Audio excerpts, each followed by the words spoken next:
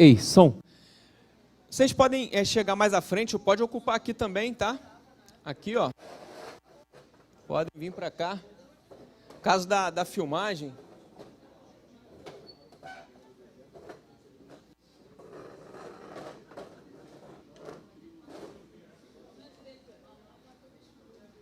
Vai, Felipe. Vem para frente aqui, ó. Para aqui. Vai, ô Gabriel.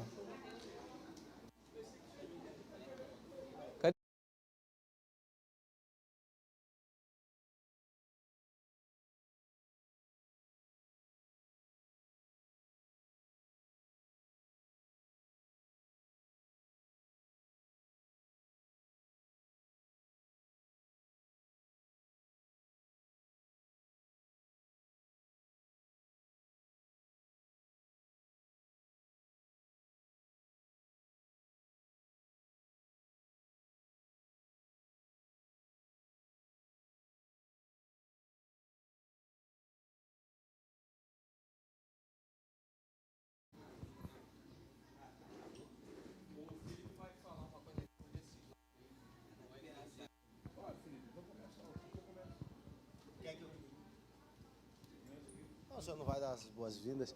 A paz de Cristo, queridos, boa noite, paz. Sejam todos muito bem-vindos a mais uma Bereana, esse lugar abençoado aqui que a gente tem aprendido da palavra de Deus. Onde que está o passador de slide? Eu queria falar um negócio para vocês aqui da nossa fábrica EBD, acho que todos aqui já conhecem, mas eu queria reforçar para os que já conhecem e falar, de repente, pode ter alguém que não conhece a nossa fábrica EBD, que é um portal que a gente tem, que é um portal que você tem uma gama de conhecimento, isso tudo pautado na palavra de Deus. Nós temos artigos, colunas, é muito rico, é um dos portais mais ricos que nós temos na internet hoje, que falam de temas relacionados à palavra de Deus. E a gente tem o NPC, que nós tivemos uma live agora na quarta-feira. O NPC é o nosso núcleo de estudo de política e conservadorismo, que a gente estuda essas questões atuais. A gente não estuda só política, candidato A, candidato B. Não, a gente não se limita a isso, isso é muito baixo. Se a gente ficar só nisso aí, a gente acaba limitando muito nosso conhecimento. A gente estuda muitas questões culturais, de tudo aquilo que a gente tem visto, essas questões de feminismo aí, que tem alastrado na nossa sociedade. E nessa quarta-feira, última agora, nós tivemos com o pastor Ivanildo uma live extremamente instrutiva. Eu falo assim, não que as outras lives não foram importantes, mas essa aqui foi uma live que vai dar base para muita gente, porque às vezes a gente fala de política, fala de um monte de coisa, e às vezes não sabe como que funciona o poder. Como é que funciona o poder? O que é Câmara? O que é Senado? O que é o Poder Executivo? Muita gente não sabe disso. E a gente precisa saber disso, que é básico. E o pastor Ivanildo falou de tudo isso nessa live. Então, assim, vai lá no YouTube, procurar o canal da Fábrica EBD, e a gente tem uma playlist. Vocês não têm Netflix? No Maratona, um monte de série no Netflix? Então vamos maratonar o que a gente tem lá na Fábrica EBD, que é muito, muito interessante, coisa muito rica. Tá bom? Esse é o recado que eu tenho para passar aqui para vocês. Vou passar aqui para o pastor Ronaldo. Paz para todos, queridos, tudo bem? Satisfação tê-los aqui no dia de hoje. Nós vamos orar para a gente começar aqui. Como o nosso querido Felipe falou aqui, o Felipe falou, estamos fazendo um trabalho muito legal no nosso núcleo de estudo de política e conservadorismo da fábrica. E hoje eu tive uma notícia interessantíssima. Há pouco tempo atrás, coisa de um mês e pouco atrás, a gente teve a notícia de que no Trend Topic lá do Google, a procura pela palavra lá, né, pelo tema, temas difíceis da Bíblia, na fábrica ocupava o primeiro lugar, sem impulsionar conteúdo. Quer dizer, a gente não está pagando nada para isso, o que é muito difícil, né? O Google ele só coloca lá em cima, não é quem está pagando. E hoje a gente descobriu que, claro, isso não é dizer que a gente está fazendo disputa com ninguém, não é isso não.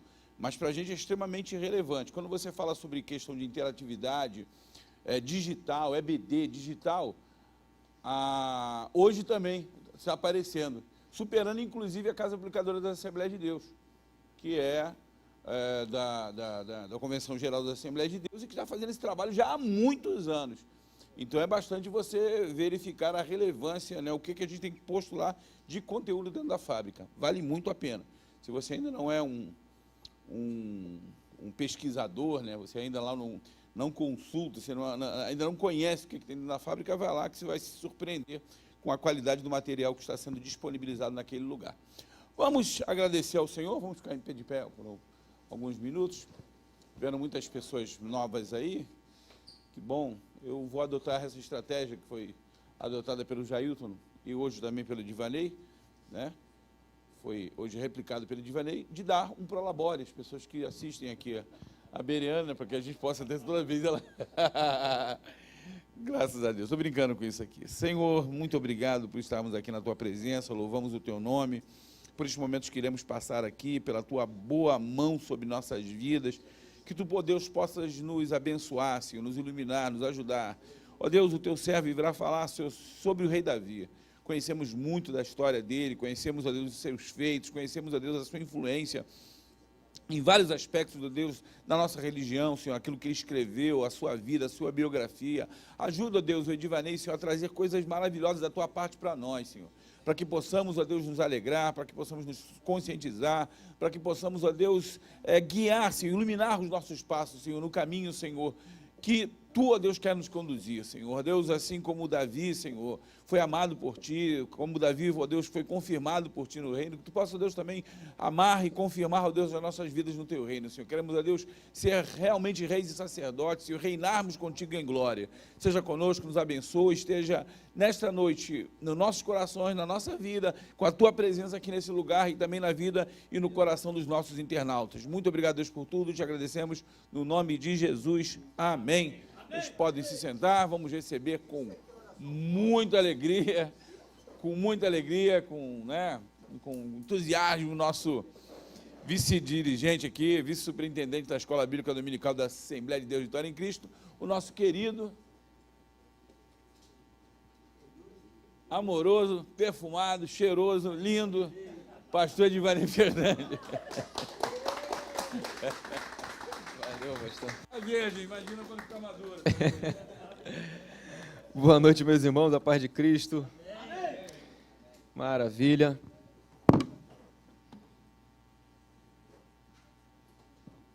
Vamos para mais uma lição, trimestre avançando.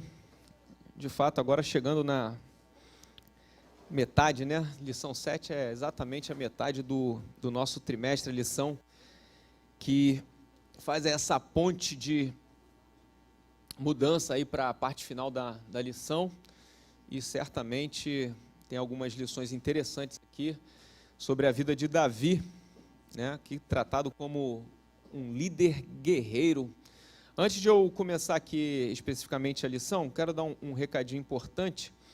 A gente tem desenvolvido o trabalho no Crente Docente, né, muitas pessoas já conhecem o Crente Docente, é o nosso trabalho relacionado ao ensino bíblico, de maneira interdenominacional, e a gente tem agregado aí, graças a Deus, trabalhos que têm abençoado vidas e têm sido bênção para nossas vidas também, enquanto direcionado por Deus para coordenar isso.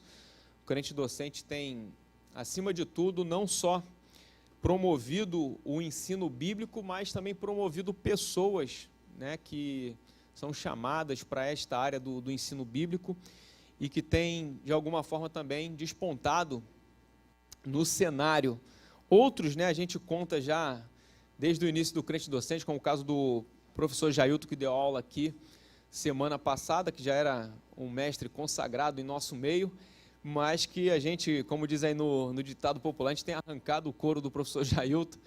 O professor Jailton, um dia desse estava vendo, o professor Jailton é o professor que mais gravou o CDcast, né, que é o CDcast, é o podcast da lição bíblica, que sai toda sexta-feira no nosso canal.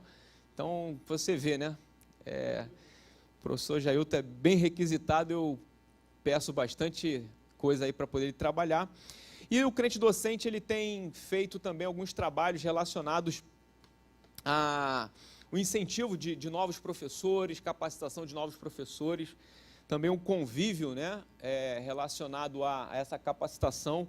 A gente tem tido bons frutos. Essa semana agora eu participei do congresso Nacional de Escola Bíblica, né, que é um congresso online organizado por um pastor lá do Ceará, que faz esse evento já na 4ª edição. O professor Jailton já participou desse evento não sei se foi ano passado, o pastor Ronaldo já participou também. E nessa edição a gente teve o prazer, né, de ter uma jovem professora participando, foi a professora Natasha, participou falando sobre a conexão entre aluno e professor, e foi um resultado assim maravilhoso. Isso significa que o nosso trabalho tem dado fruto, né? Tem dado fruto principalmente na vida de pessoas. E a gente tem dentro do Crente Docente, né, um trabalho chamado Sala VIP. O que é a Sala VIP? A Sala VIP, ela é um ambiente exclusivo para pessoas que apoiam o Crente Docente, né? Pessoas que de alguma forma querem ajudar o Crente Docente, querem fazer com que a gente possa espraiar algumas atividades, né? Ano passado a gente trouxe algumas pessoas para a Slavec, né? Com o incentivo dessas pessoas que estão contribuindo. A gente tem mandado oferta às vezes para outros ministérios, ajudado em outras questões, né? O reino de Deus, ele se movimenta dessa forma. A gente movimenta algumas pessoas de um lado, ajuda outras em outros lugares, e aí o ciclo de semeadura e colheita vai acontecendo. Aí até na maratona eu falei para o pastor Ronaldo anunciar sobre isso, aí o pastor Ronaldo viu lá, né, o que a gente pretende fazer, porque assim, de pequeno já basta eu, então eu tenho que sonhar grande, porque o nosso Deus é grande. Então a gente tem aí grandes projetos em relação a essa atividade, que é aquilo que representa um pouco do meu ministério, ou talvez o cerne do meu ministério.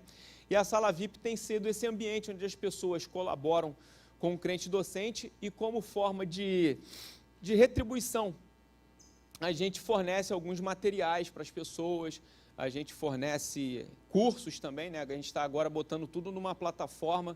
A gente já teve pastores que participaram com a gente, até pessoas que precisavam de horas complementares em faculdade e tudo mais, participando dos nossos cursos, das nossas aulas, fazendo relatório dessas aulas, recebendo certificado. Enfim, a gente tem feito um movimento e cada vez mais a gente está buscando melhorar esse cenário, né?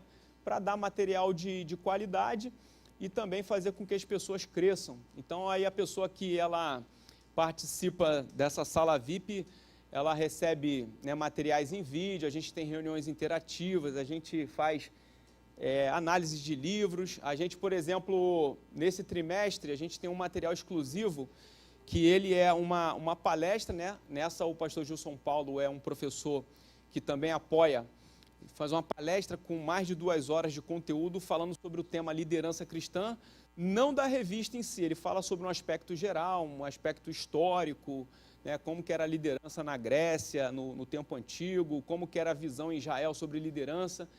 E semana após semana eu coloco uma análise das lições, um conteúdo que não é ministração de aula, né? Um conteúdo de análise didática e pedagógica, onde a gente dá dicas sobre o que estudar para poder preparar a lição, aquilo que a editora colocou e a gente pondera, algumas análises de acréscimos, de dicas. Então esse trabalho todo é desenvolvido para essas pessoas do Crente Docente, que participam da Sala VIP. Então esse investimento para poder participar, né, é uma comunidade, né? A gente vai formando através das pessoas uma comunidade. 12 de 19,70 que dá lá para quem entra na plataforma e faz a assinatura da anuidade. É uma forma de você diluir, né, ao longo de 12 meses a sua contribuição ao Crente Docente. Eu diria para você que se você for ali na esquina e comer um sanduíche daquele ali, tomar um guaraná, já deu esses 19,70 aí, né? Então, quem tiver interesse, ao final eu coloco novamente esse QR Code aí para você entrar, ou depois, se você estiver querendo participar de um dos grupos do Crente Docente também, a gente sempre repassa o link lá.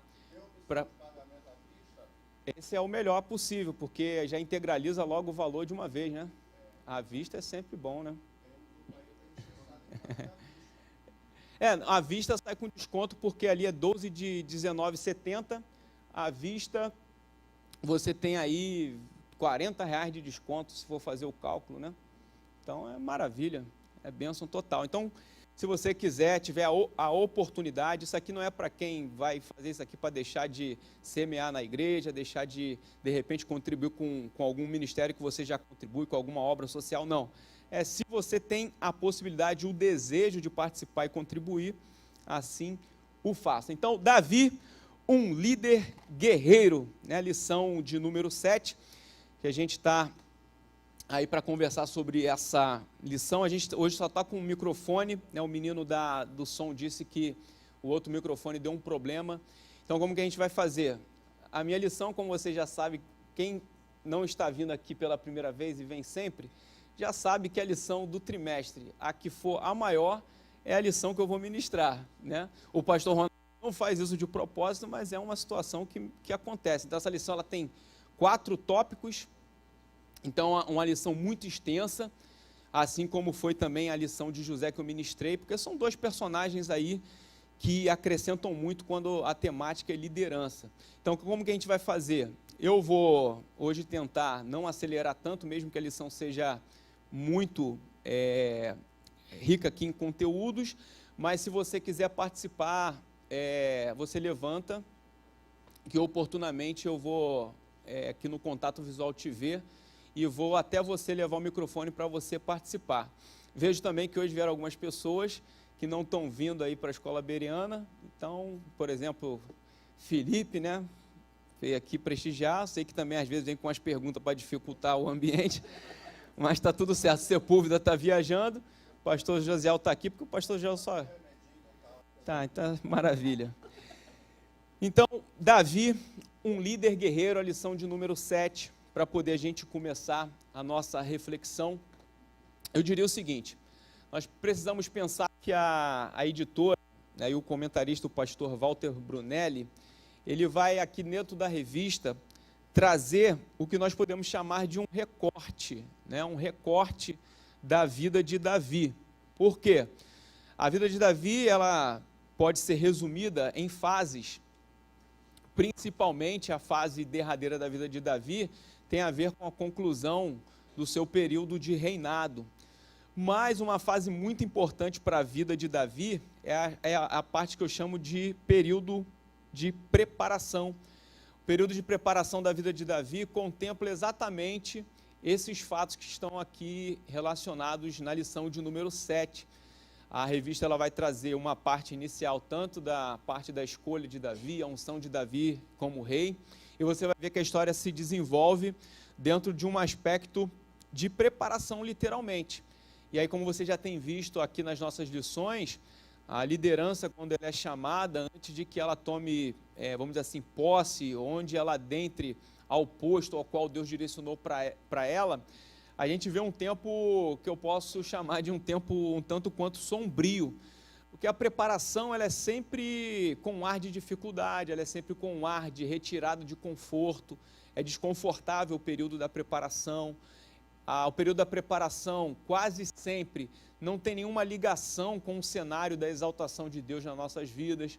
Então é bom a gente estudar esses personagens porque a gente consegue enquadrar em nossas vidas, correlacionar com fatos que acontecem nas nossas vidas e principalmente fazer com que a gente mantenha a nossa esperança em Deus em relação àquilo que Ele nos prometeu e melhor ainda, fazer com que a gente possa compreender que o tempo de preparação, mesmo sendo árduo, ele é mais do que necessário e ele traz uma oportunidade para você chamada aceitação à maturação. Isso é, você vai aceitar amadurecer no período de preparação ou você vai até chegar no período da bênção de Deus, mas não com a musculatura preparada, com a vida preparada para você desfrutar. Eu acredito muito nisso, por isso sempre falo que Deus ele é especialista em cumprir promessas. Deus ele não falha em cumprir as suas promessas. Na verdade, somos nós que falhamos como que nos preparamos para viver as promessas. E a Bíblia mostra muito bem isso e a gente vai entender aqui dentro dessa história de Davi, que quando tratamos aqui essa ideia do líder guerreiro, isso é representado pela batalha que a gente vai ver aqui nos pontos finais da lição, mas basicamente todo o período da vida de Davi que antecede a sua ascensão ao trono em Israel é uma demonstração clara de que o fato de Davi ser considerado, né, um líder guerreiro, eu diria que não somente a questão das batalhas que envolve a vida de Davi aqui, mas todo o cenário da vida dele fala sobre uma guerra, né, contra as circunstâncias e contra as contrariedades às promessas que Deus fez, e principalmente aquilo que o próprio Deus selou na vida dele, e a gente vai verificar. Então a gente pensa que o que a gente vai ver aqui na lição, a gente não vai ter como avançar para a história do reinado de Davi, a gente vai ter que se ater ao que a revista apresenta para a gente poder a gente conseguir aqui remontar. Mas o mais importante para mim na lição é que a editora não deixa de colocar essa parte embrionária da vida de Davi. Eu diria que só essa parte aqui dos conflitos, até que ele consiga de fato ascender ao trono, já seria possível fazer uma lição tratando dele como um líder guerreiro. Mas é de suma importância trazer toda essa parte embrionária, que é exatamente esse ponto de número 1, chamado a escolha e a unção de Davi. Primeiro, o que a gente começa a verificar é que antes de Davi ele ser escolhido por Deus, há todo um cenário, há todo um pano de fundo relacionado à história da monarquia em Israel. A monarquia, né, como muitos sabem aqui, esse momento de um marco relacionado à liderança em Israel, que está exatamente posterior ao período de Juízes. A gente viu aqui a vida de Débora e a gente percebeu que o momento de liderança descentralizada, de alguma forma, deixou o povo atordoado, com a necessidade, de fato, de um líder que pudesse trazer um direcionamento de maneira mais específica, porque o povo de Israel, desde do período dos patriarcas, a gente tem uma ideia muito clara de que Deus ele chama líderes de uma maneira muito mais representativa. Esses líderes, né, que têm uma visibilidade diante do povo, no sentido de trazer uma coordenação mais centralizada, de alguma forma fez com que o povo se acostumasse com esse tipo de condução. E eu acho que toda instituição, de alguma forma, ela pode ter vários líderes que cooperam dentro de uma delegação, de uma autoridade maior. Mas é inevitável que as organizações, é inevitável que um povo, inclusive dentro de um território, necessite da ideia de um líder maior, de um líder que traga uma representação. É assim nos cargos executivos, por exemplo, como nós vemos hoje dentro do cenário político, como foi falado aqui pelo Emanuel Felipe, a gente vê dentro do executivo uma ideia clara, a ideia emblemática daquilo que é uma posição até diplomática, uma ideia de conjuntura, de articulação para a condução do povo. E o povo, ele de alguma forma vai fazer essa solicitação, né? A necessidade de que Israel possa ter um rei, assim como as outras nações. E por que eu estou falando isso tudo aqui? Porque Davi, ele é escolhido por Deus, e a gente tem uma mania equivocada de pensar que Deus ele se equivocou quando Saul, que antecede Davi, ascende ao trono.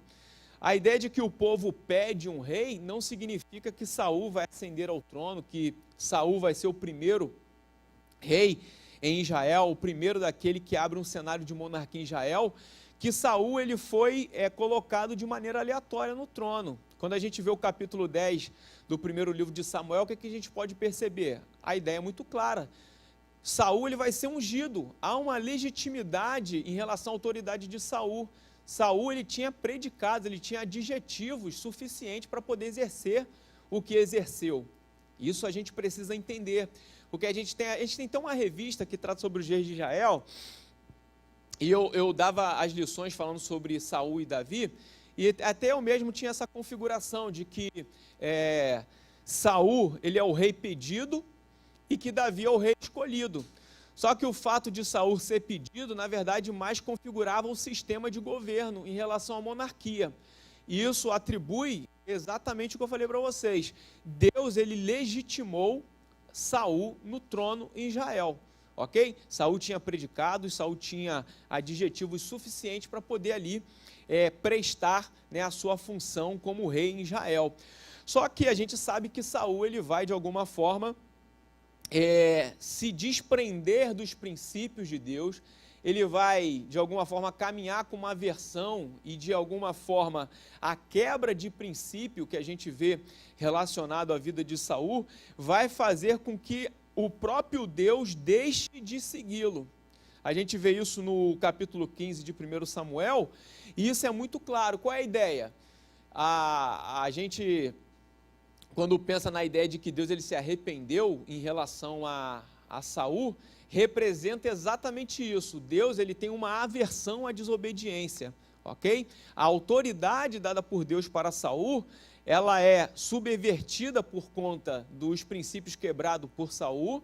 Então Deus, de alguma forma, em represália, ele retira de Saul a sua presença. Ele vai repreender Saul em relação à conduta de Saul, numa maneira clara de manifestar que ele é o Deus que dá autoridade e é o Deus que retira do trono. Ele coloca e retira no trono quem ele bem quer, e principalmente, quando ele estabelece autoridade, a própria autoridade é um princípio estabelecido por Deus, é um princípio bíblico. Logo, quando este princípio de autoridade ele é subvertido, ou quando a ótica das outras esferas de autoridade é subvertida, Deus ele pressupõe o seguinte: olha, não há mais a dignidade para que este receba a minha presença como um fator condutor daquilo que eu mesmo deleguei a ele. Eu talvez diria para você que dentre as problemáticas da vida de Saul, aquilo que mais representa essa retirada da presença de Deus da vida de Saul é exatamente a questão de ele subverter a função do sacerdote em Israel. Porque o sacerdote tinha uma função muito clara, Saul ele vai subverter essa função do sacerdote e entra numa seara a qual ele não deveria. Então a gente começa aqui a ter uma primeira lição, porque Davi, se ele vai ascender em algum momento ao trono, não é somente pelo fato de Deus ter escolhido Davi, ou porque Deus já tinha escolhido Davi em detrimento de Saul, mas as atitudes de Saul vai colocar para a gente uma ótica muito clara de que Saul quebra princípios, e daí Deus, quando há uma quebra de princípios, Deus ele já age para que não haja uma vacância dentro daqueles postos que ele mesmo criou. No caso aqui, né, a ideia da monarquia. Embora o povo tenha pedido a monarquia, Deus ele vai conceder deste modo para que ele mesmo estabeleça os princípios dentro daquilo que o povo pediu. Podemos questionar essa vontade permissiva de Deus em relação à monarquia? Podemos, até porque a gente sabe que a ideia do que nós vivemos hoje, por intermédio da aliança da graça, é o que nós chamamos de um sacerdócio universal. Talvez, em toda a história de Israel, essa ideia do sacerdócio, a ideia representativa dessa linhagem de sacerdotes, tem um marco muito grande em relação à condução de liderança da vontade de Deus para com o seu povo. E aí tem um estudo, na verdade, que você pode se aprofundar muito em relação a essas questões da vontade de Deus a uma nação de sacerdotes, inclusive pensando em Cristo como esse mediador que vai fazer com que esse véu seja rasgado e nós possamos exercer um benefício de acesso direto ao trono, diferente do que acontecia no Antigo Testamento. Então Saul ele vai ser repreendido, e Deus ele vai, de alguma forma, trazer com que haja uma consequência clara da desobediência de Saul. E aí, na sequência, o que a gente vê? Bom, se agora Deus ele se retira da vida de Saul, há claramente um acontecimento que é um provisionamento divino em relação a esta vacância que vai acontecer. Você pode perguntar, bom, a partir do momento que Saul ele vai subverter as situações de funções em Israel, ele vai de alguma forma quebrar os princípios. Esse trono, ele vai ficar um trono que não está, vamos dizer assim, organizado ou sustentável para a condução. Meu irmão, pense no seguinte: ainda que haja uma vacância da unção de Deus na vida de algum homem, num cenário de liderança, Deus nunca deixa um lugar, um posto de autoridade sem que haja o regimento de sua vontade. É igual a gente vive um tempo na nossa nação onde a gente parece pensar assim, bom, a autoridade que foi posta não representa aquilo que os princípios de Deus, de alguma forma, gostaria de ser implantado na nossa nação. Aí você pensa assim, bom, vamos fazer aqui uma conjectura, bom, é como se o trono estivesse de fato vazio. E o trono estando vazio, ou o cargo estando vazio, a gente tem uma instabilidade social? Temos, mas nós conhecemos um Deus que está sentado num trono, acima de tudo, de todos os governos, e que ele mantém a história da humanidade sobre a palma da mão dele, e que ainda se possam estremecer os tronos na humanidade, ainda que possa estremecer os cargos de autoridade aqui nesta terra, Deus, do seu trono, ele faz com que a história continue diante do propósito a qual ele estabeleceu para cada uma nação aqui nesta terra e principalmente para o seu povo escolhido para viver com ele na eternidade. É aí que a gente começa a verificar que o Samuel vai de alguma forma aqui intervir nesse cenário, porque esse Samuel ele tinha uma participação direta em relação à vida de Saul. Ele agora vai começar a receber instruções acerca de um sucessor. É onde que entra toda a vida e escolha de Davi.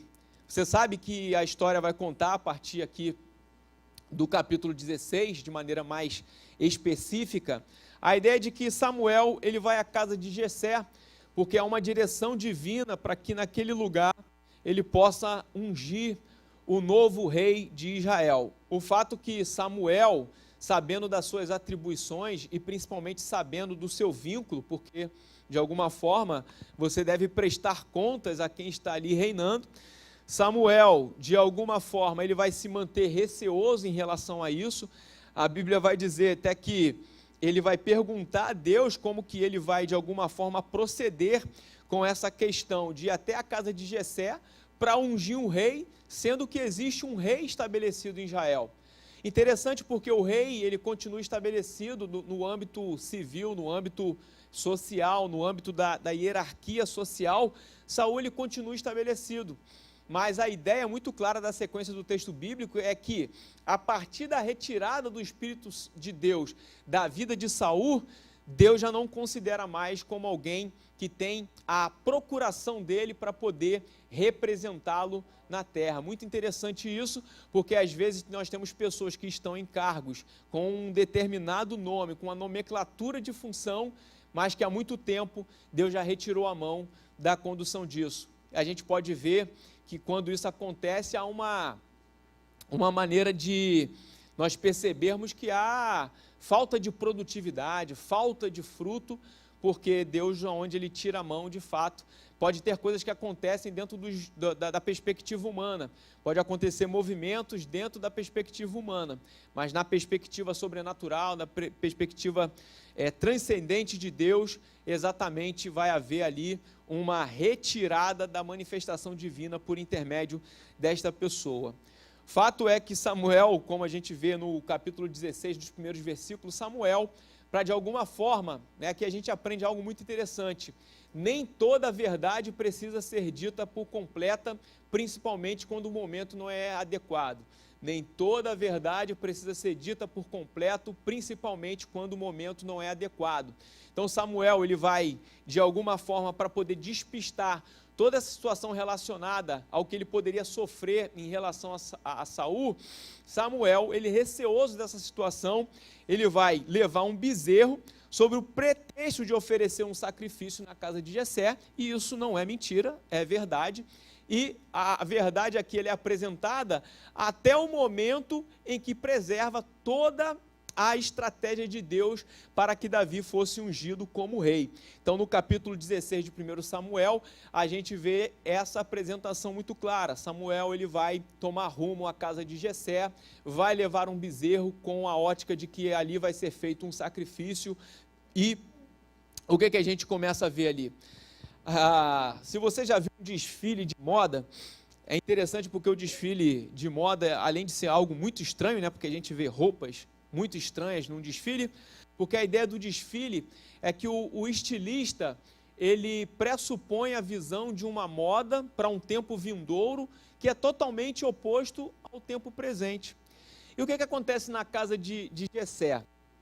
Ali, 7 irmãos de Davi vão perpassar sobre a ótica de Samuel, e todos eles, de alguma forma, mesmo tendo os seus predicados, mesmo tendo as suas características, ou mesmo tendo a própria aprovação de Jessé, para que a ordem que eles foram passados ali diante da ótica e do olhar de Samuel, eles fossem apresentados. é basicamente assim, vai começar um desfile para a apresentação de uma nova tendência, né? Porque a ideia da moda é exatamente isso, é uma tendência. O que vai ser tendência daqui para frente com aquilo que se veste? Aí tem o desfile de moda. E na casa de Jessé vai acontecer exatamente isso. Por quê? Jessé, na sua presunção de apresentar alguém de acordo com aquilo que ele imaginava ser coerente para a vontade de Deus, ele vai colocar uma ordem dentre os irmãos de Davi para apresentar ao profeta Samuel. E aí vai passando o primeiro, não é esse. Passa o segundo, também não é esse. Passa o terceiro, errou, também não é esse. Passa o quarto, também não é esse. Passa o quinto, também não é esse. Já começa a ficar estranho o cenário. Será se Samuel acertou mesmo em ter vindo à minha casa para poder ungir o rei de Israel dentre os meus filhos? Pois bem, chame o sexto, passe o sexto, não é o sexto. Bom, talvez reste um para poder passar. Então passa o sétimo, também não é. Interessante que todos aqueles que estavam ali, dentro de um cenário até de festividade, eles vão simbolizar a vontade do homem em relação àquilo que muitas das vezes nós achamos ser o necessário, achamos ser, de alguma forma, aquilo que cumpre algum papel ou alguma característica para poder ocupar algum lugar. Davi, ele é sequer lembrado, porque talvez se Jessé pensasse em Davi desde o início, ele falava assim, bom, chama primeiro Davi que está no campo, que eu vou começar a apresentar meus filhos aqui, mas em momento a gente não consegue ver isso no texto bíblico. O fato é que Samuel ele vai perpassar por 7 dos irmãos de Davi, até que Samuel fala, bom, não é nenhum desses aí. O fato é, quando Davi é chamado para poder adentrar a casa de Jessé, Samuel ele vai perceber, não por sua ótica, mas pela direção de Deus, que ali estava o rei de Israel. O fato muito claro, o texto bíblico nos apresenta isso no capítulo 16, no verso 7, é que Deus, ele não enxerga de maneira limitada como o homem vê. Deus, ele enxerga aquilo que está no interior do homem. Enquanto o homem enxerga para a aparência, enquanto o homem enxerga para a característica, enquanto o homem enxerga para a potencialidade, Deus enxerga o coração do homem. E talvez um líder, para poder ele ser alçado a um cargo de tanta evidência como era o reinado em Israel, Deus precisava sondar o coração, porque até então o problema de Saul, o problema de Israel em relação à condução da monarquia estava no coração, estava no interior de Saul, porque o interior na verdade vai ser evidenciado por intermédio das atitudes. Quando Saul ele vai usurpar as funções do sacerdote, ele teve a presunção de fazer aquilo que ele não foi chamado para fazer, e um líder que faz aquilo que ele bem entende, sem a anuência de Deus, ou ultrapassando princípios estabelecidos, ele não tem um coração voltado para Deus. E desta vez, ao vir Davi, Samuel vai enxergar ali, não com os olhos que o homem enxerga, mas com os olhos que Deus vê. E o homem vê de maneira limitada, mas Deus ele enxerga o interior, enxerga o coração, e o versículo de número 7 do capítulo 16 é muito claro em dizer isso. A partir do momento em que Davi, ele é colocado diante daquele cenário, Davi ele vai ser ungido rei. O fato é que Samuel, em sua posição, num cenário onde as suas atitudes têm um caráter profético, onde a sua posição diante do cenário apresentado tem a ideia de ratificar a vontade de Deus, eu, assim como Samuel ficou, também estaria confuso. Porque, afinal de contas, depois de ter passado todos esses irmãos de Davi diante dos olhos de Samuel, ele, de maneira a discernir a vontade de Deus, ele vai fazer com que todos eles sejam transpassados até que venha a presença de Davi diante deles, para ele ratificar isso. A gente entende. Bom, Deus ele fala não muitas das vezes e a gente não entende. Que às vezes a gente pensa assim, porque fulano não chegou em tal lugar, porque Deus disse não. Porque Beltrano não chegou em tal lugar, porque Deus disse não. E às vezes você olha para algumas pessoas que chegaram em alguns lugares de evidência, alguns lugares de liderança, e você fala assim, bom, esse não se parece com um líder, esse não tem característica de um líder, esse não tem o semblante de um líder, esse não se veste como um líder, esse não tem poder aquisitivo como líder. Mas lembre-se, enquanto Deus disse não para 7 irmãos de Davi, ele escolheu para esse, quando ele levantou, ele simplesmente disse sim. Aquilo que Deus disse sim, significa o seguinte, embora o homem diga não, a vontade de Deus sempre prevalece quando ele levanta um líder. Por isso, Davi ele vai ser ungido rei sobre Israel. A gente vai ver que, diante do sim de Deus, a gente percebe que a ideia muito clara apresentada era o pasmo que acontece aqui, no sentido de que, Jessé, acabaram os jovens que tinham aqui? Porque já se perpassaram 7.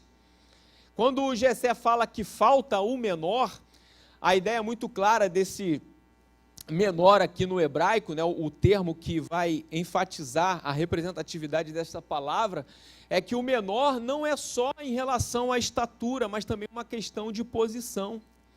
Então a posição de Davi dentro da casa de Jessé, seu pai, era um cenário de falta de privilégio. Obviamente, por conta da estatura, né? Eu sou baixinho, eu sei como é que a estatura, às vezes, tem uma questão muito clara das pessoas subestimarem, né, aquele que é baixinho. Né? Você vê, por exemplo, nas artes marciais, ou qualquer luta, se você olhar para o baixinho, você sempre acha que o baixinho vai perder, porque ele é subestimado por conta da estatura. Mas o caso aqui de Davi não era só por conta da estatura física, mas sim pela questão de posição diante do cenário da sua residência. Então pense, Deus ele não está preocupado com a posição que você tem hoje, Deus não está preocupado com a estatura alcançada que você já conseguiu até o momento de hoje. Pense, assim como Davi, que tinha uma posição que lhe faltava privilégio dentro da sua própria casa, Deus enxergou em Davi a estatura dos anseios do seu coração. Deus estava, na verdade, vendo em Davi qualidades que não tinham a ver com as características externas de Davi. Então, Davi, quando é apresentado, logo fica muito claro o cenário fica diferente, porque quando Deus apresenta alguém, tudo é diferente. Você às vezes tem uma decisão para você tomar na sua vida, né? Às vezes você tem alguma situação que você precisa decidir. Você quer saber como você vai decidir? Fique atento como que Deus vai apresentar a solução desse problema. Davi representa a solução para o problema da monarquia em Israel. Então, quando Deus apresenta, é sempre diferente. Então, quando Davi ele é aqui apresentado, Samuel, ele vai dar uma resposta definitiva em relação à apresentação de Davi, e claramente vai falar, levante-o e unge, porque este mesmo é. Então, às vezes, as questões improváveis de Deus acontecem na vida. E aí quando Deus fala, este mesmo é. Quando Deus fala, este mesmo é, não há variação, não há sombra de dúvidas de que Deus está testificando alguma coisa. Então, mesmo que Samuel estivesse aqui de uma maneira embaraçada de entender todo esse cenário, quando Deus fala, olha, pode ungir que este mesmo é. Então há uma testificação. Então todo esse embaraço de Samuel vai fazer com que ele seja resolvido a partir da própria direção divina. Samuel já tinha entendido que ele tinha que ir até a casa de Jessé, ele vai fazer com que o cenário de estratégia seja feito para que lá ele consiga observar quem é esse direcionado por Deus para ser ungido, e o que acontece ali. Versículo de número 13, na primeira parte, né, desse capítulo de número 16, vai dizer que Samuel ele vai tomar, né, o vaso de azeite, vai ungir no meio de todos os seus irmãos. Então Davi ele vai ser ungido na presença de todos os seus irmãos. Todos aqueles que tinham os predicados para de repente serem apresentados diante de Samuel vão assistir o improvável de Deus sendo ungido diante deles. E aí o que vai acontecer? O versículo vai dizer que o Espírito do Senhor se apoderou de Davi. No capítulo de número 16, no verso 13, o Espírito de Deus se apodera de Davi. No 14, o Espírito de Deus se retira de Saul. Lembra que eu falei?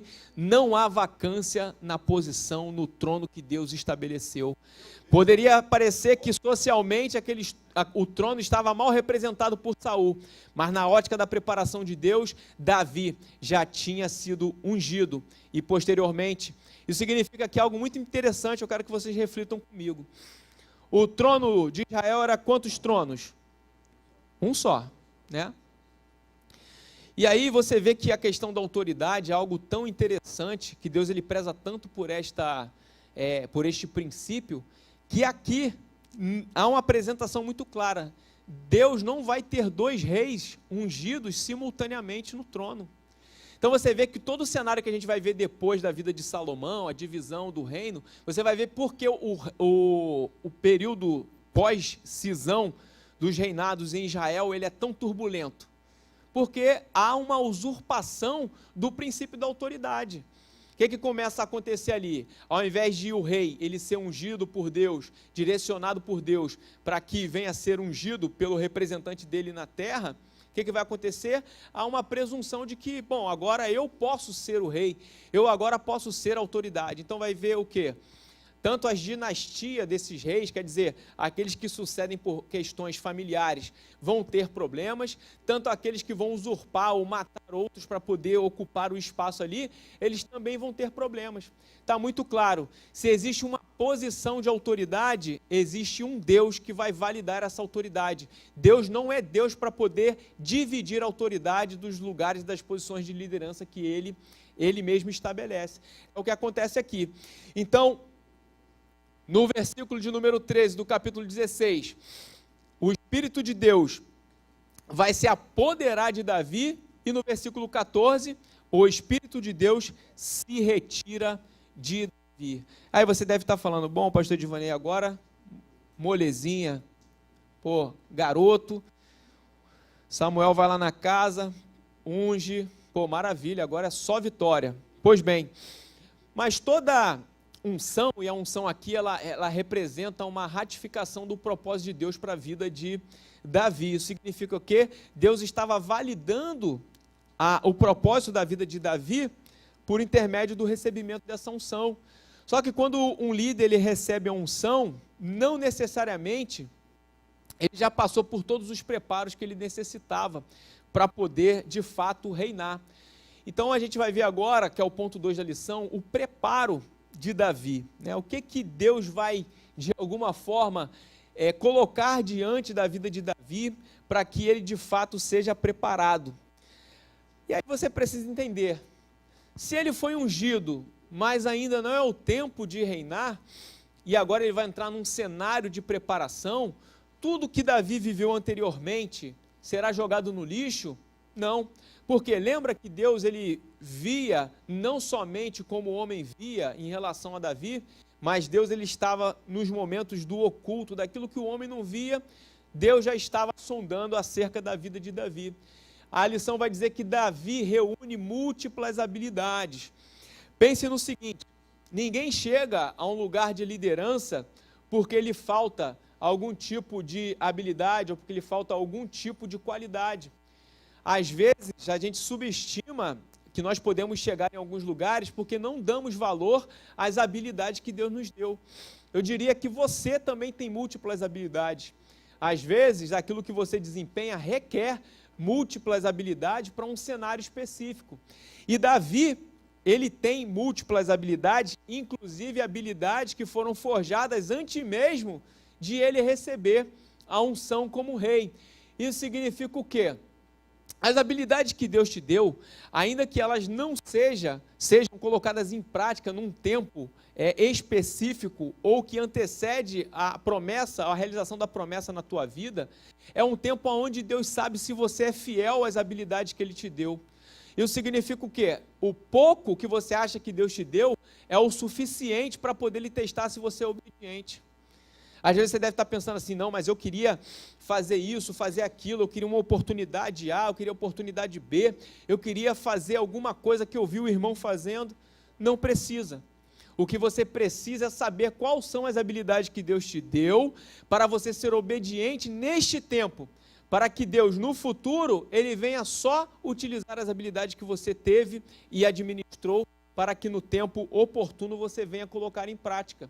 A gente vai verificar isso mais à frente. Mas o que seriam essas múltiplas habilidades relacionadas à vida de Davi? Primeiro, você sabe que Davi é claramente um compositor, né? Boa parte dos salmos, mais de 70 salmos, são de autoria de Davi.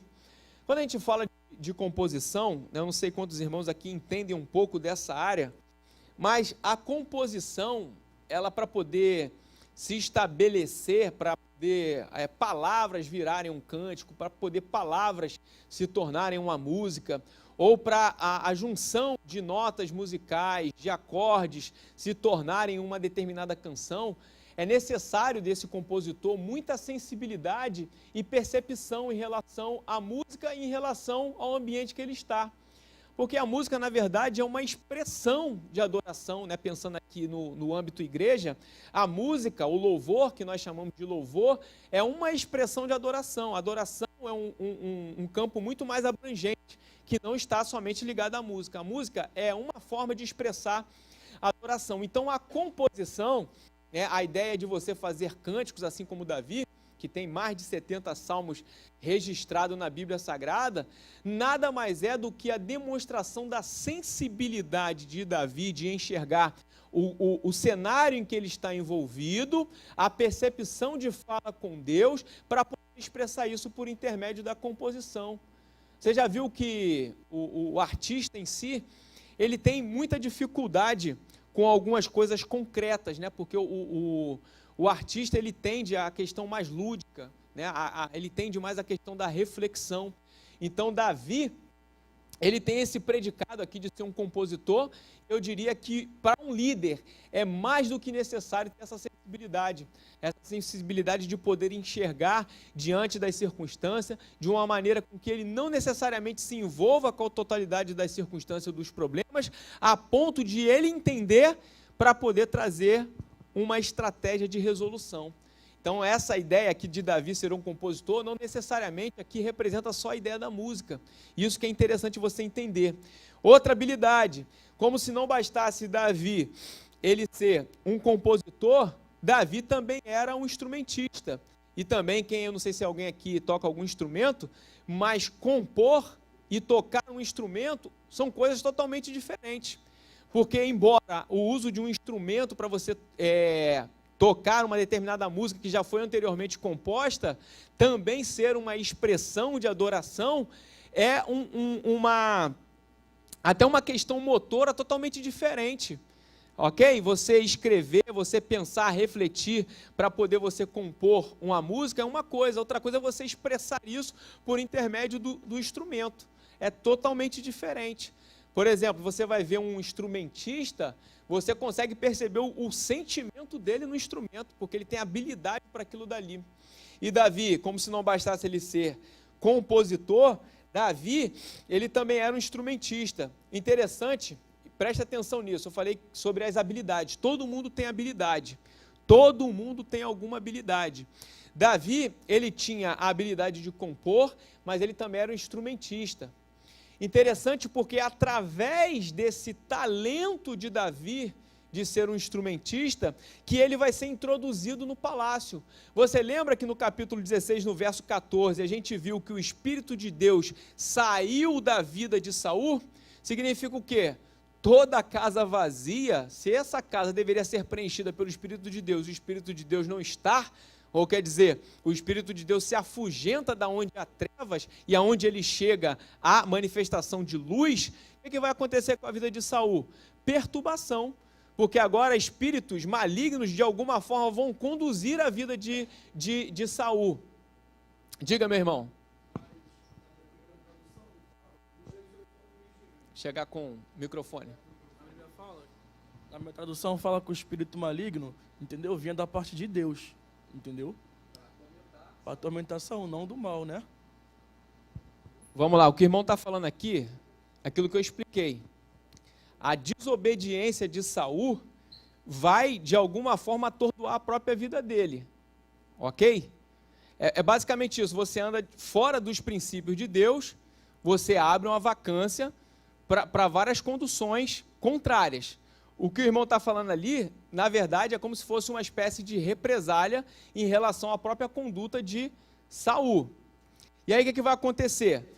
Vou chegar no... Vou cruzar essa informação com a questão da introdução no palácio. O pastor vai falar? Pelo que eu entendi, parece que pelo que ele citou, leu a Bíblia, a ideia que ele está tendo é como se houvesse em Deus uma parte do mal que ele permite. Não, é uma autorização. É como foi com Jó. Deus apenas retira vontade permissiva. Não é que Deus falou assim, não é que não tem alguns anjos do mal lá no céu que Deus fala, você que vai lá. Não, é uma vontade permissiva do diabo atuar. Então, quando fala, vem um espírito da parte de Deus, é que veio um espírito que Deus permitiu que ele fosse. Tá? Não é que ele desceu do céu esse espírito ruim e foi lá tentar... Eu tinha falado já aqui. Aonde há a presença de Deus, prevalência de luz. A ausência da presença de Deus, manifestação das trevas. Vontade permissiva de Deus, a vida de Jó é um exemplo prático disso daí. E isso não significa que Deus não está no controle. Por quê? A habilidade de Davi, enquanto instrumentista, é a habilidade que vai inserir ele aonde? No palácio. Então, a mesma vontade permissiva de Deus em relação aos espíritos que vão tomar conta da vida de Saul, é a mesma que vai dar a ocasião para quê? Para que Davi seja inserido dentro do cenário do palácio. Então, através dessa habilidade de Davi, o que vai acontecer? Para afugentar esse espírito do mal, tá? Então, a Bíblia é muito clara em relação a isso. Esse espírito do mal que está na vida de Saul só vai sair quando Davi faz o quê? Toca a harpa. E a Bíblia deixa assim uma conotação de que através dessa habilidade de Davi, quando ele vai ser requisitado para se inserir no palácio, para tocar a harpa para Saul, é como se a habilidade de Davi ela trouxesse um equilíbrio emocional para Saul. O que Saul estava aqui, na verdade, era desequilibrado emocionalmente, por conta de toda a ocasião das quebras de princípio, e Davi representava exatamente a figura posta por Deus, para que através da sua habilidade trouxesse de alguma forma esse equilíbrio emocional para Saul. Aqui tem uma coisa muito legal, muito interessante. Quando Deus ele quer te alçar a um determinado lugar, ele vai te dar experiências relacionadas a esse lugar. Tem duas coisas aqui que nós podemos falar sobre isso. Primeiro, se a habilidade de Davi como instrumentista vai fazer com que ele se insira no cenário do palácio, o que isso representa? Mudança de mentalidade e de ecossistema. Isso é algo fantástico. Por quê?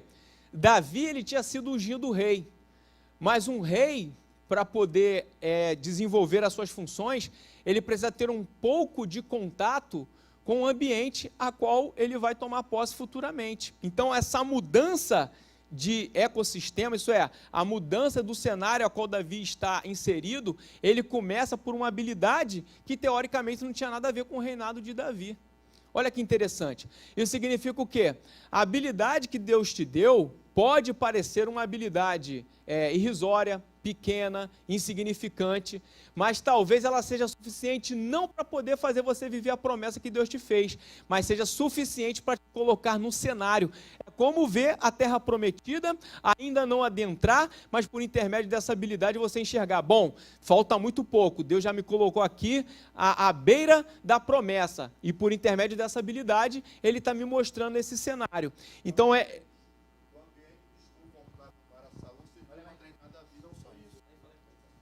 o ambiente desconfortável para Saul serviu para treinar Davi. E de alguma forma também verificar o cenário a qual um dia ele estaria inserido. Então pense no seguinte, às vezes as pessoas querem uma mudança de mentalidade. Eu digo o seguinte, essa ideia de metanoia e de mudança de ecossistema, pense, não é possível mudar de mentalidade sem que você mude de ambiente. Se você não mudar de ambiente, você não muda de mentalidade. Interessante isso. Você pode estar dentro da sua casa. E aí como é que é mudar o ambiente da sua casa para mudar a mentalidade? É o cenário. Às vezes tem coisas dentro do ambiente que você convive que te atrapalham a mudar o pensamento. Entendeu? Então, como que a gente vai, por exemplo, mudar a nossa mentalidade em relação à palavra? Tendo contato com a palavra. Se você não tiver contato com a palavra, você não muda a tua mentalidade em relação à fé. Então, a transformação da nossa mente, que Paulo fala, ela também pressupõe a ideia de mudança de ecossistema. Por isso que quando você veio para a igreja, você não suportou mais conviver com alguns cenários que eram postos na sua vida. Você não conseguiu, às vezes, até conviver com determinadas pessoas. Aí as pessoas pensam assim, não, agora se converteu, virou crentão, não quer mais conviver aqui nesse cenário. É porque quem muda a mentalidade é porque, de alguma forma, mudou o ecossistema. E quem muda o ecossistema vai mudar a mentalidade. Não tem como. Eu tive falando sobre uma coisa muito legal que, às vezes, a gente não pensa, né, sobre essa mudança de ecossistema. A gente que tem filho, a gente pode pensar um pouco sobre isso. Tem uma pessoa que eu acompanho, né? Ele transita na área do direito e ele gosta muito de futebol, né? Principalmente do Flamengo. Ele é fanático. E eu acompanho ele há muito tempo, então eu vi, de alguma forma, os filhos dele crescendo. E o que eu sempre vi é o seguinte, ele, com as crianças, com menos de 1 ano, ele levava as crianças para o Maracanã. Aí, essa semana, eu estava vendo um vídeo dele, com a filha dele descendo a rampa do Maracanã, gritando, não sei o quê. Aí Deus me falou assim, por quê? Ela tem 15, 16 anos, ela está gritando pelo Flamengo assim com uma paixão gigantesca. Por quê? Ela foi inserida nesse ecossistema desde quando ela era criança. Agora você imagina o poder ou a falta de cumprir a oportunidade que Deus está nos dando de criar nossos filhos dentro da casa do Senhor. Como que você quer dar uma mentalidade para o teu filho se você não traz ele para o ecossistema do reino? Não tem como. Então, se você não colocar uma pessoa dentro de um ecossistema, dificilmente ela vai mudar a mentalidade. Como você quer que seu filho venha, sente na igreja, adore a Deus, entenda sobre a liberalidade de dar o dízimo, de ofertar como honra a Deus, se ela não vive esse ecossistema. Então, assim, viver ecossistema não é simplesmente cumprir um protocolo religioso, mas fala sobre o quê? Envolvimento e comprometimento com um determinado ambiente. Então Davi, por intermédio dessa habilidade, Davi ele vai ser inserido no cenário do palácio. E aqui a gente...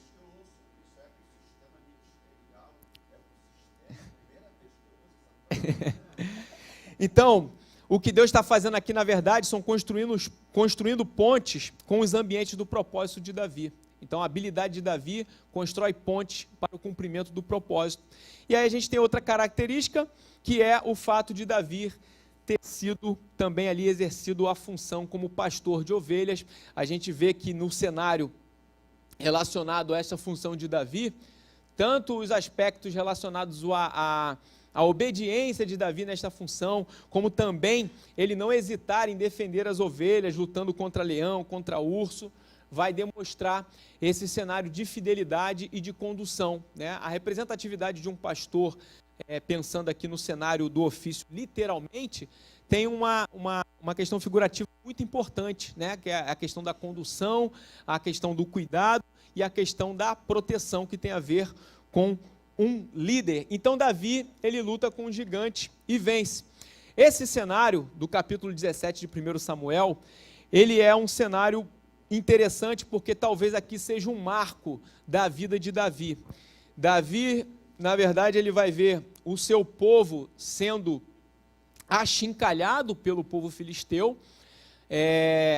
Golias representa, né, aí o exército filisteu, um general do exército filisteu.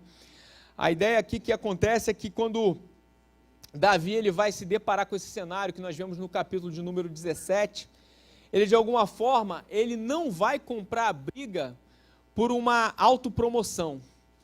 Eu penso que o grande líder que Deus levanta, ele não somente está preocupado com as coisas que advêm para a sua vida, mas, primeiramente, ele está preocupado com as coisas que dizem respeito ao próprio povo de Deus. Davi, ele estava preocupado na defesa do próprio povo. Davi estava aqui renegando, né, a si mesmo para poder fazer a defesa do povo. Então Davi, ele vai ser um voluntário para poder travar uma batalha com um general filisteu chamado Golias. Literalmente um gigante em posição e em estatura. E Davi, ele não vai hesitar em relação a se colocar diante daquele cenário. O mais interessante é que uma das marcas da vida de Saul é exatamente a ideia de ser um guerreiro também. Mas lembre-se, aqui neste momento, Saul, ele já está desguarnecido da validação de Deus na vida dele. Então Saul, tentando de alguma forma ajudar a Davi, quando Davi ele vai se voluntariar para poder lutar contra o gigante Golias, que afronta o exército de Deus, ele vai tentar vestir a sua armadura em Davi. Mas o fato é que Davi ele chega a colocar essa armadura. E aí você pensa assim, pô, mas Davi ele tinha sido, né, aqui um instrumentista, um compositor, um pastor. Que tipo de preparo ou que tipo de familiaridade Davi tinha para poder vestir uma armadura? Davi nunca tinha experimentado uma armadura. A Bíblia vai dizer que ele sequer podia andar com a armadura de Davi. Não cabia. Isso significa o quê? Os instrumentos, as ferramentas que Deus deu para Davi não eram as mesmas que Deus tinha dado para Saul. E não adianta a gente tentar fazer alguma coisa com as ferramentas que nós não recebemos de Deus. A ferramenta que Deus te deu, ela é suficiente para o ofício que Ele te designou. Vou repetir. Legal, isso aqui é igual o pregador, né? Vou repetir. As ferramentas que Deus te deu são suficientes para o propósito que Ele te designou. Isso é para dar um glória. Hoje eu tô indo devagar, mas essa daqui tinha que falar, né? Então Deus ele dá ferramentas que são suficientes para o desenvolvimento daquilo que Ele chamou você para fazer. Os pregadores vão falar, não tem como botar a armadura de Saul em Davi, né? A armadura de Saul não é para Davi. Por quê? Isso aqui é óbvio, uma frase de efeito, ok, mas vamos refletir um pouco sobre isso. Davi, ele não tinha estatura para isso, ele nunca tinha experimentado isso. A armadura de Saul representava imobilizá-lo para desenvolver aquilo que ele tinha sido impulsionado por Deus, porque Davi aqui está sendo impulsionado por Deus. Apareceu um gigante, está achincalhando o povo, eu vou para dentro desse cara, quem é ele? Quem é esse circunciso para poder achar que vai entrar numa com o exército do Deus vivo, o Senhor dos exércitos, e eu vou ficar aqui? Então Davi ele se coloca. Como é que é, pastor Fernando, aquela frase? Quem se apresenta, como é que é? Aquela frase que o senhor fala? Quem se apresenta, pede, como é que é o negócio?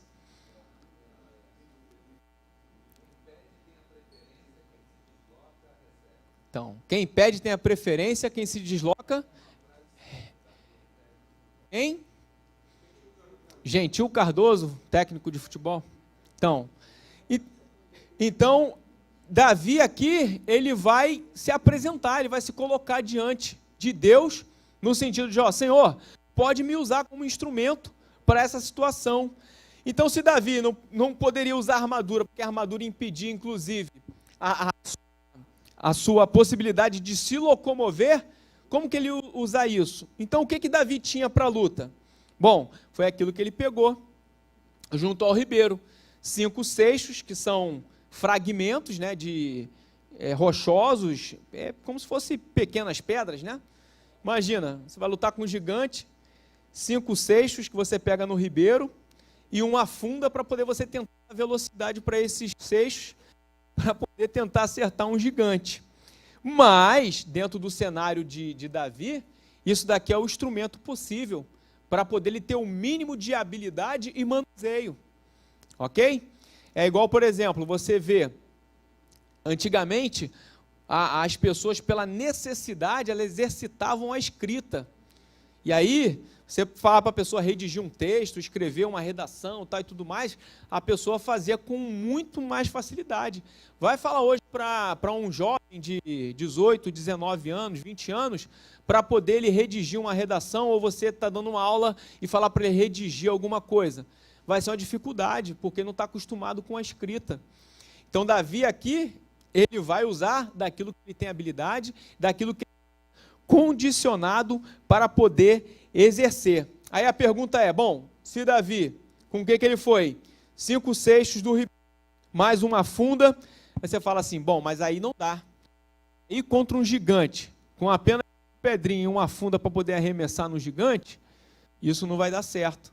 Mas a questão não era o que Davi foi para esta luta, mas com quem Davi foi. A Bíblia vai dizer claramente para a gente que Davi, ele vai para esta luta em nome do Senhor dos Exércitos. Isso significa o quê? Não tem o programa do Chaves, tem aquele lance, né, que o cara bate lá na porta da dona Florinda, aí o Kiko abre e fala assim, é o doutor no Chapatim. Pô, mas da parte de quem? Né? Então, Davi, ele de alguma forma aqui, ele se apresentou da seguinte forma, antes que alguém perguntasse da parte de quem ele estava vindo, ele se apresentou da seguinte forma, eu não vou sozinho, pelo contrário, eu estou indo em nome do Deus vivo, do Senhor dos Exércitos. Por isso, Davi aqui, toda essa intrepidez, toda essa ousadia em relação a lutar com o gigante. Então, assim, a vitória aqui de Davi, ela representa não somente a vitória de alguém que buscou a instrumentalidade com aquilo que tinha habilidade, mas a vitória daquele que ele colocou a sua vida em dependência do Deus que fez com que ele derrotasse o gigante. O fato é que, a partir desta vitória de Davi sobre o gigante filisteu, Davi ele vai ganhar uma notoriedade muito grande em Israel. E só tem esse. Mas vai dar tudo certo. Falei. O pastor Fernando estava ali na revista, inclusive, está assim, feixes de pedra. E você consertou que é seixos de pedra. Aí a pergunta dele foi, por que 5? Por que 5? Eu falei certo, né? Certinho. Feixes. Feixe é madeira, é seixos. Agora, pergunta para vocês, por que 5?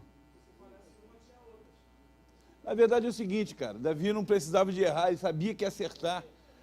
O problema é que Golias tinha outros 4 irmãos, tinha uma pedra para cada um.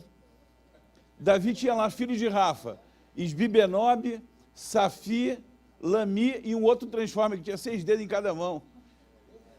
Quer dizer, se ele está lá, os caras não se apresentam, mas se esse, pô, se apresentar, se matava também. Aí, meu irmão, Davi estava preparado para os fatores supervenientes, né? Então, Davi ele vai, de alguma forma, ganhar notoriedade por intermédio dessa vitória, né, sobre Golias. E aí, o que acontece? A gente vai aqui sintetizar a sequência desses fatos aqui. Vocês sabem que, posterior a essa situação, Davi ele vai, de alguma forma, lidar com perseguições injustas. Primeiro, depois da vitória, a gente sabe que as mulheres ali vão fazer, né, um cântico de exaltação em relação à vitória de Davi, e que de alguma forma esse cântico ele é uma zombaria em relação ao próprio Saul, né? Então, Saul matou a 1000, Davi matou a 10.000. Então, isso é uma afronta direta, né, à questão de como Davi se saiu bem em relação à posição que ele se colocou. Porque imagina, se há um rei guerreiro dentro daquele cenário, e aí um moleque, de alguma forma, toma posição para poder defender o seu povo, vai abater, né, socialmente a visão de liderança em relação a Saul. Então Davi ele vai ter aqui a sua vida transformada num verdadeiro caos. A gente tem uma de fatos que mostram que Davi ele vai começar a ser exigido por Saul em relação a algumas coisas, né? Saul vai falar para que Davi trouxesse 100 prepúcios de filisteus, quer dizer, assim, como se não bastasse ele derrotar o general dos caras, pô, agora vai lá no arraial dos caras e corta o prepúcio de 100 camaradas aí e traz aí para mim. E aí quer dizer, o que Saul está fazendo aqui? Pô, eu vou encurralar esse cara em relação a toda essa afronta que foi a ideia de ser intrépido, de ser alguém que está buscando, né, aparecer no cenário não pela presunção das suas qualidades, mas em relação à própria vontade de Deus. E aí vai ter todo o cenário ali relacionado a Mical.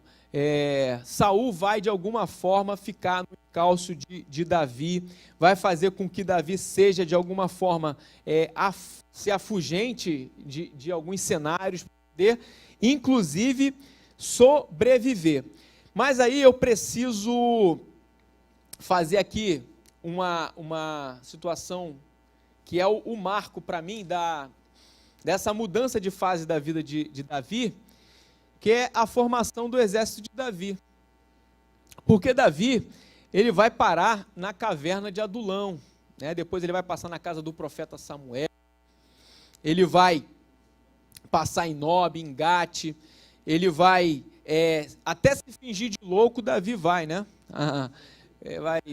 Eu fico imaginando essa história de Davi se fazer de louco, né? Salivando na própria barba, para poder, de alguma forma, sobreviver. Então, se você avançar aí no...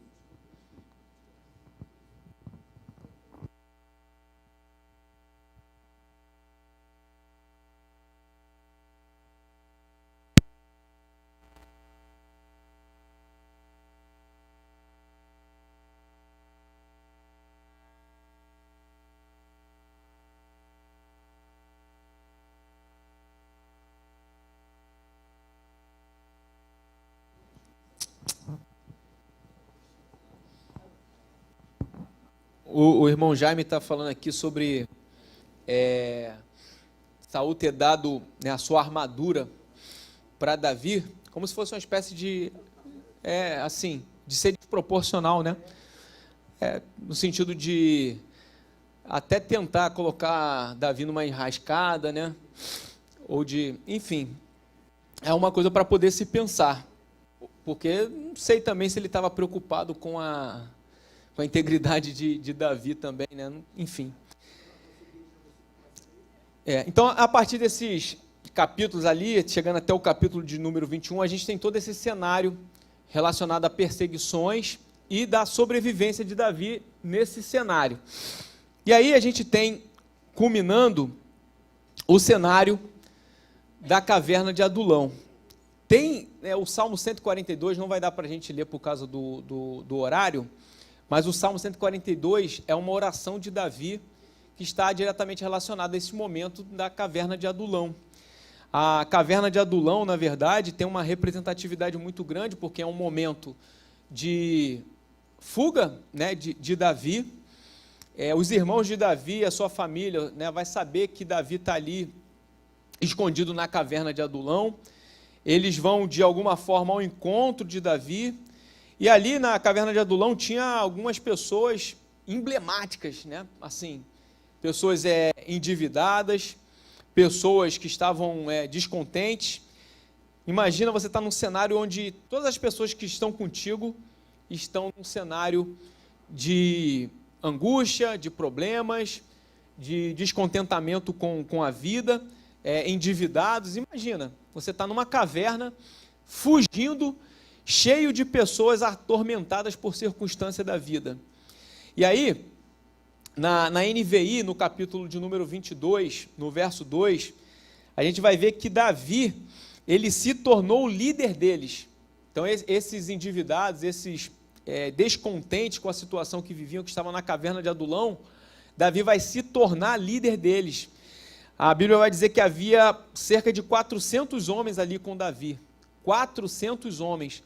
E Davi vai se tornar líder de homens que tinham problemas, homens que tinham debilidades emocionais, debilidades financeiras. E Davi, dentro daquele cenário de caos, ele vai, de alguma forma, aflorar a sua liderança. E aí você deve estar se perguntando, como que circunstâncias das nossas vidas nos levam, né, às vezes, a esmorecermos dentro das circunstâncias, quando, na verdade, Deus está querendo trabalhar algumas peculiaridades de qualidades em nossas vidas. Davi aqui, ele vai aflorar aquilo que era a vontade de Deus. E o mais interessante, Davi vai fazer com que esses homens sejam homens do seu próprio exército. está pensando o seguinte, né? Assim, você, bom, vou montar uma equipe. Quando você vai montar uma equipe, né? Você pensa, por exemplo, na seleção brasileira. O que o técnico da seleção deveria fazer, né? Porque ultimamente não tem feito isso, os que tiveram não fizeram também. Pô, vou chamar os melhores. Chamo o melhor goleiro, chamo o melhor lateral direito, esquerdo, tal, montar uma seleção para poder ser a minha equipe aqui. Aqui no cenário de Davi é todo o contrário. Deus apresenta peças totalmente contraditórias e Davi ele vai se mostrar aqui como um líder para poder, de alguma forma, trazer essas pessoas para dentro do seu cenário de liderança. Eu gosto muito disso, sabe por causa de quê? Davi faz aqui o que nós depois vamos aprender com Cristo. Cristo nos chama 12 para poder caminhar com Ele por conta das qualidades que esses tinham, mas por conta daquilo que eles seriam trabalhados. Talvez esse povo aqui, ou os próprios discípulos de Cristo, eles representam uma coisa importante para nós enxergarmos. Às vezes nós queremos montar um cenário muito favorável para a condução da nossa liderança, ou para a condução, às vezes na sua empresa, às vezes no seu trabalho, você quer montar uma equipe só com pessoas gabaritadas, só gente que já alcançou algum nível de qualidade. E aí eu posso dizer para você o seguinte, às vezes a gente colocar pessoas qualificadas na nossa equipe é muito legal. Agora, essa pessoa ela precisa ser ensinável. Por quê? Senão ela não se permite mais ao crescimento. Agora, você imagina você trabalhar com pessoas que têm problemas, defeitos, pessoas que na verdade, estão começando num novo cenário. Essas pessoas, de alguma forma, elas podem entender a essência do propósito daquele líder. É o que acontece com Jesus. Jesus pega, os caras já são adultos, mas de alguma forma ele vai trazer para que eles venham viver a essência do Evangelho. E como que Jesus faz isso? Caminhando junto com eles. Davi aqui, ele vai ter a caverna de Adulão para poder gerenciar esse povo aqui dentro da caverna de Adulão. Então, veja como que Deus faz. E aqui o tópico de número 3, Davi, um líder que se impõe contra os inimigos. Essa parte aqui da lição, ela é a parte que está relacionada mais diretamente ao texto bíblico. Como eu falei, a lição é muito extensa, você tem que perpassar pela parte que tem a ver com a biografia de Davi e por alguns fatos de... Oi, pastor? 5? Quem me dá mais 5 aí? Então, vamos lá. E aí, o que vai acontecer? Né? Esse ponto número 3 aqui, a gente vai ver todo o cenário relacionado ao que diz respeito aos conflitos. Porque Davi, ele estava como um fugitivo, dado momento ele protegia o seu povo, dado momento ele fazia alianças com outros para poder sobreviver, dado momento ele defendia outros povos em detrimento das relações diplomáticas que ele constituiu. Então, apesar, né, desse conflito que existia entre israelitas e filisteus, Davi ele vai fazer um acordo diplomático com Aquis, né, que é o rei dos filisteus. E aí, com 600 homens, né, mulheres, crianças, Davi vai correr para Aquis em busca de refúgio, porque Davi ele aqui é claramente um fugitivo. E aí Aquis ele vai, de alguma forma, dar morada a Davi e aos seus homens, né, na cidade de Ziclac, no deserto, para que todos eles se estabelecessem ali. E aí o que acontece? O grande líder ele assume, né, o bônus da vitória, mas também assume o bônus da derrota. Então Davi ele vai passar por problemas relacionados a derrotas, sim. Né? Então Davi e o seu exército, quando eles chegam a Ziclag, eles encontram tudo completamente destruído. No capítulo 30, a gente vai ver que esse cenário encontrado por aqueles que estavam com Davi é um cenário de pranto. Vai dizer que eles não haviam mais força para poder chorar tanta quantidade de lágrimas em relação a todo aquele cenário que eles visualizavam ali. E aí você deve perguntar, imagina a frustração de Davi em estar conduzindo o povo para estar inserido num cenário de destruição, né? A Bíblia vai narrar ali que há tanto pranto, né, em relação a esse cenário aqui, rapto de mulheres, de criança, própria 2 mulheres de Davi vão ser raptadas também. Davi se encontra naquele cenário, eles vão tentar de alguma forma também se voltar contra Davi. Você imagina você coordenar todas essas pessoas, estar num cenário adverso, e agora essas pessoas querem se voltar contra você, e você precisa assumir esse ônus da derrota. Como que você se porta em relação a isso como líder? Davi, naquela situação ali, ele não somente estava conduzindo esses homens, mas ele também era um desses que lutava em relação à sua sobrevivência, mas também na permanência dentro do propósito de Deus. Então, Davi vai mostrar para a gente que o grande líder ele deve ser fortalecido por Deus. Por que acontece? Quando Davi ele vê todo esse cenário de destruição, Davi ele vai se reclinar para Deus, ele vai se voltar para Deus no sentido de buscar orientação. Davi, na verdade, ele queria saber se ele devia prosseguir, né, em relação a esse embate com os amalequitas, ou se ele deveria retroagir. A revista vai dizer, né, no sentido assim, de que parecia óbvio, né, que a resposta de Deus deveria ser no sentido de Davi lutar para poder trazer, de alguma forma, a restituição daquilo que foi roubado, daquilo que foi destruído. Mas o grande líder de Deus, mesmo quando os cenários parecem ser óbvios, ele vai consultar a Deus. Davi, ele não vai se eximir de consultar a Deus, mesmo quando o cenário de luta apresentado parece ser tão óbvio para ele. Então, Davi, ele vai consultar ao Senhor antes de ir, e aí Deus vai dizer, persegue-a, porque de certo alcançarás e tudo libertarás. Esse é o capítulo de número 30, o versículo de número 8.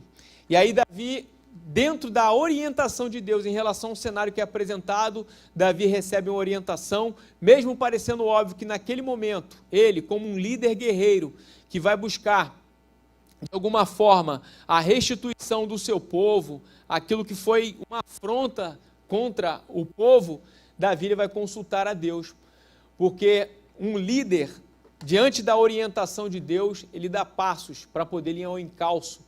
Aqui fala dos seus inimigos, mas eu diria que todo líder, todo homem de Deus, toda mulher de Deus, que pressupõe a ideia de pedir a Deus a orientação para poder ir em busca dos seus objetivos. Aqui, ir ao encalço dos inimigos representava conquistar, de fato, o objetivo de Deus para que Davi avançasse dentro deste cenário. E aí, o grande líder, ele reconhece os ajudadores enviados por Deus. Antes de eu entrar nessa parte, é interessante que Davi, quando ele vai, em busca dessa vitória, em busca dessa ir ao encalço dos seus inimigos, esses homens que estão com Davi, eles, de alguma forma, mesmo em contrariedade a todo acontecimento, eles decidem ir com Davi, eles decidem seguir Davi. Mas 200 desses homens, eles param no ribeiro de Besor, porque não tinham mais forças. 400 homens seguem com Davi. Interessante, tem fases da nossa jornada, tem fases da condução das nossas vidas, que aqueles que nos seguiam não têm mais forças para seguir. Mas Deus, ele faz com que aqueles que continuam com a gente possam ser proveitosos na caminhada da busca pela vitória. Talvez esses 200 homens que param, porque já não tem mais forças para prosseguir, representa não a falta de gente para lutar, mas talvez soldados que iriam para atrapalhar do que para ajudar. Então, meu irmão, se você tem com consciência seguido a direção de Deus, você tem liderado as ocasiões que Deus tem colocado na sua vida, não se preocupe com aqueles que vão ficar para trás porque não tem mais força para caminhar com você ou não se encaixam mais dentro do tempo que Deus colocou na sua vida. Deus é Deus para poder colocar ao seu lado as pessoas oportunas para o tempo certo do cumprimento de cada fase da sua vida. Aí Davi, ele vai no caminho, para poder ele ir até os amalequitas, ele vai encontrar um egípcio, e esse egípcio, na verdade, ele é encontrado doente no caminho, e ele vai de alguma forma ofertar a Davi o direcionamento para poder chegar até os amalequitas. Então veja, se Davi tivesse ido com 600 homens, mas não tivesse no meio do caminho um homem direcionado por Deus, uma ocasião que Deus ele vai conduzir, do que adianta, não teria informação para poder chegar até o objetivo, que era o lugar onde estavam os amalequitas. Então o homem, ele de alguma forma vai levar Davi e todo o exército aonde estavam os amalequitas. Eles vão chegar ali naquele lugar, eles vão ver os inimigos todos espalhados, né, pela terra, eles estavam festejando, dançando, uma farra, né, comida, bebida e tudo mais. E aí, a Bíblia vai relatar que os amalequitas, eles eram muito numerosos. E aí você deve estar pensando, bom, Davi já tinha de numerário aqui de soldado, agora ele vai enfrentar um povo em maior número. Como que vai ser esse cenário? Não sei se você pode ver a tua revista no ponto 4.2, para poder você entender esse cenário. 4.2, para poder a gente fazer o encerramento. A revista vai dizer que Davi e os seus homens, eles vão entrar em luta contra os amalequitas, né?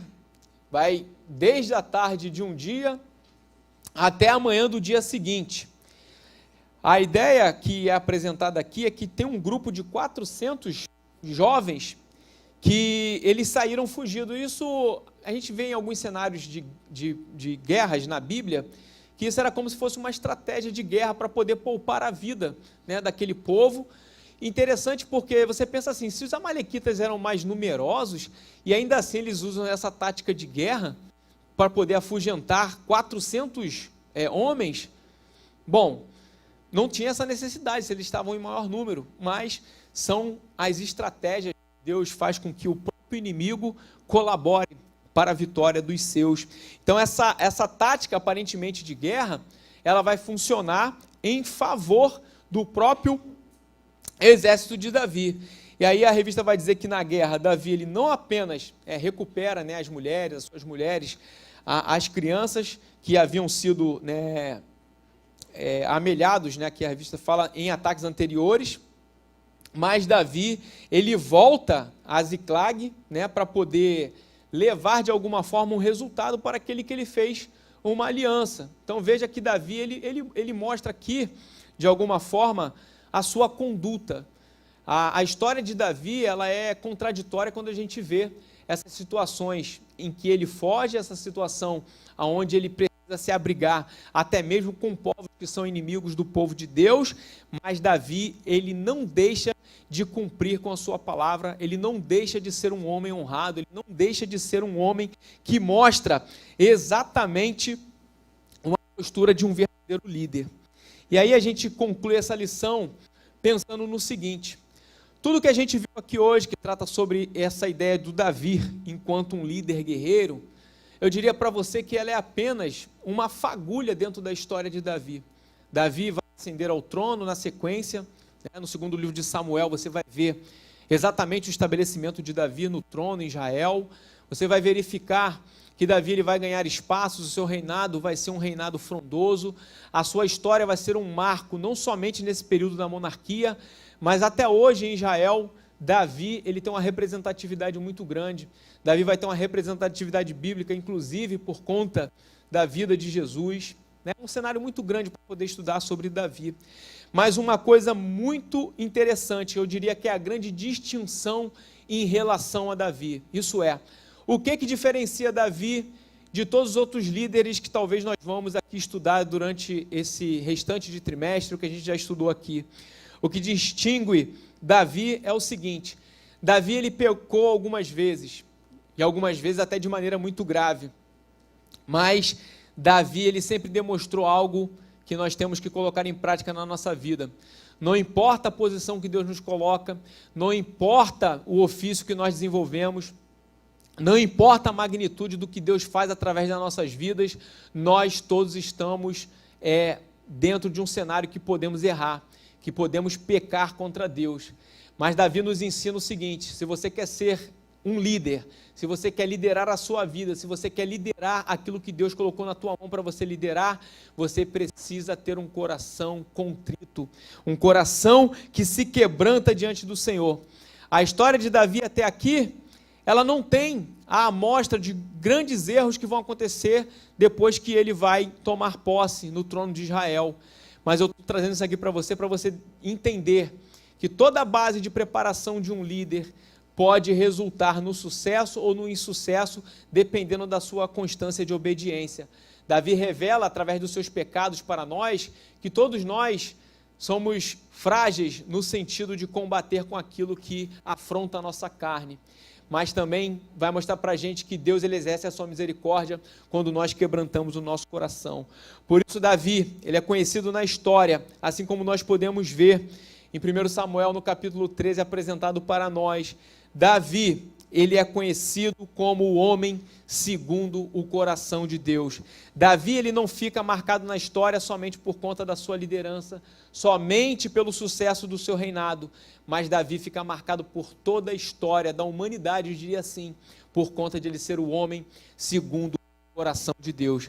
Se você quer ser alguém segundo o coração de Deus, esteja preparado para reconhecer as suas fragilidades e para quebrantar o seu coração diante do Deus restaurador. Que Deus abençoe sua vida nessa noite, em nome de Jesus. Amém.